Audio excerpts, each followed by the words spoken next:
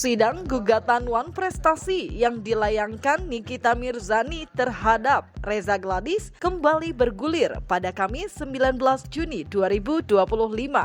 Mengagendakan mediasi antara pihak penggugat dan tergugat. Proses persidangan berlangsung relatif singkat. Lantas, apa hasilnya? Berlangsung panas sejak awal kasus bergulir. Pihak Nikita Mirzani dan Reza Gladys ternyata satu suara soal gugatan Wan Prestasi yang sedang berlangsung. Kedua belah pihak, dalam hal ini kuasa hukum masing-masing, sempat sama-sama ingin gugatan yang sedang berproses di Pengadilan Negeri Jakarta Selatan terus berjalan. Itu artinya pintu damai yang diharapkan terjadi di proses mediasi sudah tak akan terwujud. Untuk masalah sidang hari ini yang tidak ada pada pagi ini, secara tegas kami nyatakan Dr. Reza tidak mau berdamai. Lanjutkan ini perkara, kita akan hadapin, ya. Jadi Dr. Reza itu tidak mau berdamai. Kenapa? Karena memang tidak ada etikat baik dari pihak-pihak tertentu. Bahkan akibatnya Dr. Reza dicemooh, dihujat, dan ditekan-tekan, sehingga dia dengan suatu sikap yang pasti tadi malam kami berkumpul menyatakan silahkan proses hukum berjalan. Mustahil, kalau mustahil itu udah nggak mungkin. Yang minta berdamai siapa? Justru kita tidak akan mau berdamai. Tidak mungkin kita akan berdamai karena proses hukum di perkara lain juga berjalan di Polda Metro Jaya, dan dalam waktu dekat saya akan meminta untuk bertemu kepada Badan Perlindungan Konsumen Nasional. Saya mau minta waktu supaya saya bisa bertemu dengan Badan Perlindungan Konsumen Nasional, akan membawa 4 korban untuk saya minta perlindungan kepada mereka.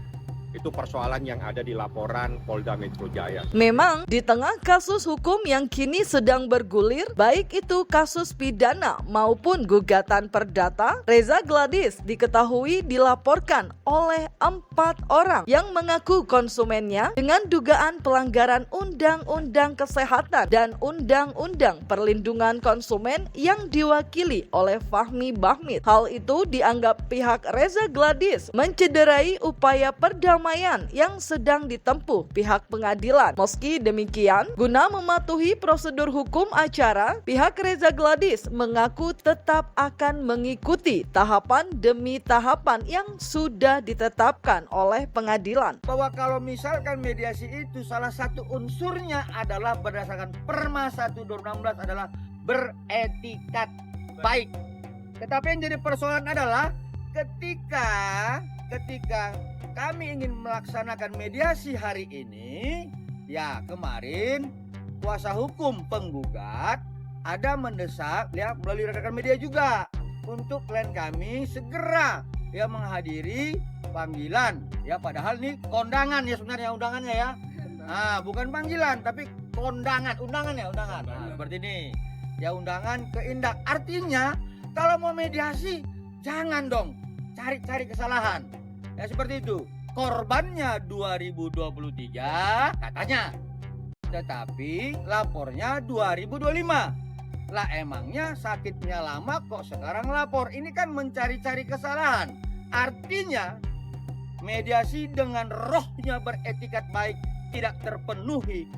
Tidak, mediasi harus dijalanin selama 1 bulan. Karena emang formalitas ketentuan. Bukan formalitas, ini peraturan yang harus dilaksanakan. Kalau formalitas itu adalah sesuatu yang tidak penting. Ini sangat penting. Kalau perma ini tidak dilaksanakan, perkara ini menjadi cacat. Maka itu adalah sesuatu yang sangat Jadi penting. kami tegaskan bahwa klien kami Dr. Reza saat ini patuh dan taat atas peraturan Mahkamah Agung untuk melakukan mediasi. Mediasi tetap kami laksanakan, tapi dengan pasti kami nyatakan klien kami tidak mau berdamai. Tegas kami nyatakan bahwa klien kami tidak mau berdamai, silahkan proses hukum dijalankan sebagaimana mestinya. Jadi tidak ada alasan takut atau tidak, tapi yang pasti klien kami tidak mau damai. Silahkan mekanisme hukum.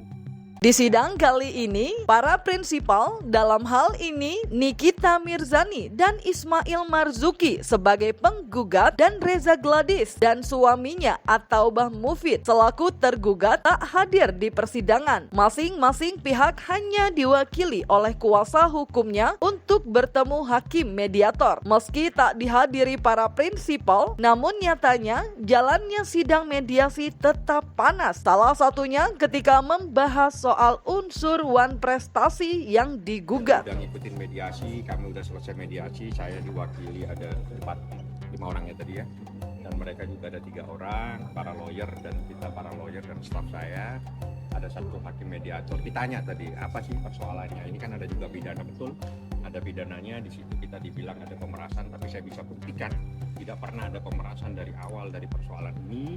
Justru yang ada itu adalah sebuah kesepakatan di mana ada seseorang ingin memberikan sesuatu, dibilang 5 miliar ditawar 4 miliar dan dibagi 2 kali dengan cara pembayaran 4 miliar, 2 miliar dan 2 miliar, dan itu dalam rentang waktu 1 tahun, November ke November. Itu yang saya sampaikan, dan kami menganggap bahwa dalam proses belum terlaksananya perjanjian tiba-tiba diputuskan dengan cara melaporkan ke kantor polisi.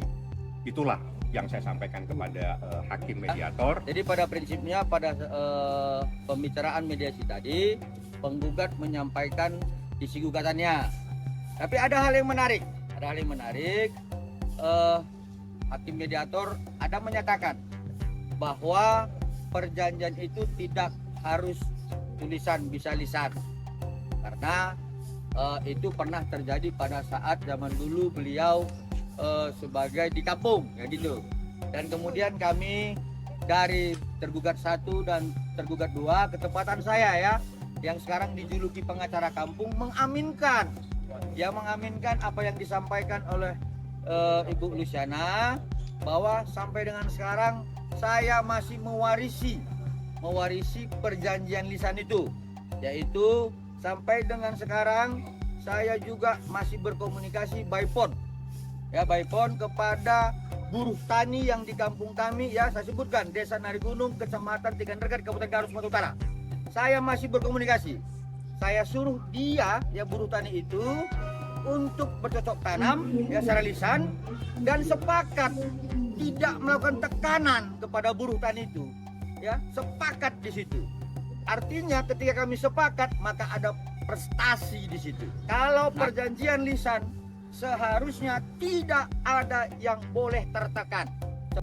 Itu sudah pasti dia merasa tertekan ya terhadap produknya yang diburuk-burukkan. Mulai Oktober 2024 dijelek-jelekkan, bahkan ada bahasa yang nanti kita akan buktikan di sidang pidana, kredibilitas dokter akan hancur. Itu kan tekanan. Ada bahasa itu akan disampaikan dalam persidangan. Dalam bentuk WA atau telepon? Berbentuk WA. Ya, ini masing-masing juga dulu mahasiswa pernah jadi preman terminal ini. Ya pernah nih, ya. Pada saat mengambil uang diktatnya, dia sering katakan, ya malak orang, malak mahasiswa yang lain. Kasih 1.000, tawar dong bang. Bisa kan? Tukang palak juga suka nawar gitu loh. Kenapa? Kebutuhannya memang malak. Ini semua ini bekas-bekas mahasiswa tukang malak dulu ini. Ya, jadi pemalakan pun juga boleh taruh menawar. Artinya di situ tidak terpenuhi adanya prestasi, tekanan, pemerasan.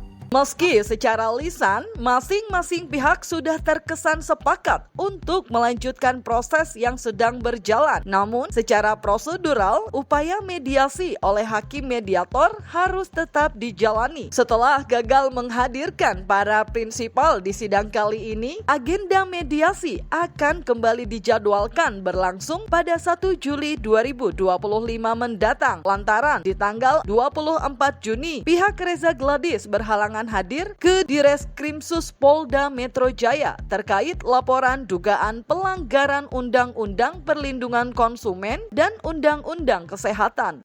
Kalau misalkan abang minta di tanggal 1 karena mempersiapkan laporan yang ada di Polda bang terkait apa sih namanya skincare yang ada korbannya itu bang. Itu dia yang saya sampaikan tadi, maunya mediasi mau baik-baik tapi didesak laporkan klien kami, kan begitu.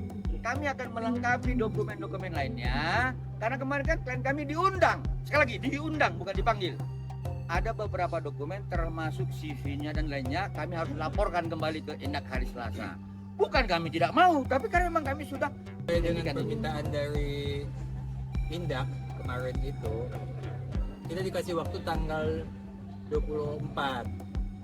Jadi kebetulan tadi pihaknya penggugat meminta kita ketemu tanggal 24. Sementara kalau kita datang ke sidang sini tanggal 24, di Indak kita nggak datang, jadi diomongin lagi. Tuh nggak datang tuh ke Indak, nggak datang kan masalah kita begitu. Ya sementara kita mau baik-baik mediasi, kita dijeplosin di Indak. Nggak tahu mediasi apa jadinya kalau begitu. Ya, jadi kita masih ke Indak, harus kita lengkapi. Kalau nanti di sana nggak, itu lebih penting. Ya, katanya nanti kalau nggak datang ditangkap. Ya kan, katanya ditangkap. Tapi lebih penting itulah daripada mediasi ini. Jadi kita minta ditunjukkan lagi tanda dan waktu lagi. Ya, jadi majelis tadi menyarankan semua. Jadi dia minta supaya pihak datang.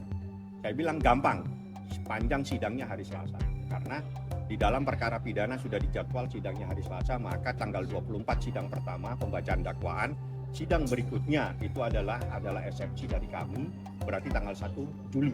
Nah, di situ nanti akan dipertemukan dan saya akan meminta waktu supaya kita bisa hadir lebih pagi supaya bisa bertemu dengan mereka. Karena yang penting untuk bertemu dan dipertemukan itu adalah Ismail Marzuki dengan tergugat satu. Karena mereka yang berkomunikasi, mereka yang membuat kesepakatan, mereka yang berbicara angka 5 miliar, mereka yang berbicara ditawar 4 miliar, mereka juga yang menawar lagi dibagi 2 pembayarannya 2 miliar dan 2 miliar. Itulah yang namanya kesepakatan. Lantas, apakah Nikita Mirzani dan Ismail Marzuki akan bertemu dengan Reza Gladys dan suaminya di sidang mediasi tanggal 1 Juli nanti? Akan dipertemukan pada tanggal 1 Juli. Maaf, 1 Juli 2025 pada harinya tetap Selasa. Pada hari Selasa akan dipertemukan kembali untuk persidangan tersebut di mana Nikita Mirzani dan Ismail Marzuki harus hadir dan tergugat 1, tergugat 2 wajib hadir pada tanggal 1 Juli. Begini, perkembangan ini ya, seperti hari ini dia nggak datang. Perkembangannya adalah kasus pidananya sudah masuk ke pengadilan. Ya, itu uang 4M yang pertama itu yang diperas sama yang dikeserahkan ke developer, ya menjadi TPPU kena pasal sehingga uangnya disita. Itu konteksnya sudah masuk di tanggal 24 besok. Itu sebabnya Dr. Reza tidak datang pada hari ini. Dan juga kalau kita melihat komen-komen yang ada di media ini, wajib datang ya. Nah, sementara dari yang ngomong wajib datang itu sendiri, prinsipalnya tidak datang, ya tidak sanggup mendatangkan prinsipalnya. Jadi menurut kami kalau memang tidak sanggup mendatangkan prinsipal, ya jangan menggugat lah, supaya kewajibannya tidak laksanakan tapi menggugat. Jadi mestinya dia siap. Pada saat dia tidak mampu mendatangkan prinsipalnya, kewajibannya tidak mampu laksanakan, jangan menggugat gitu. Tapi kalau dia menggugat, wajib datangkan hari ini. Ya, jadi jangan cuma bilang wajib, tapi tidak bisa mendatangkan prinsipalnya. Ya. Seandainya dari pihak RG, dari RG-nya sendiri tidak hadir, itu gimana sih Pak? Jangan berandai-andai kalau hukum. Ya, Hukum itu kalau tanggal 1 tidak datang, tanyakan.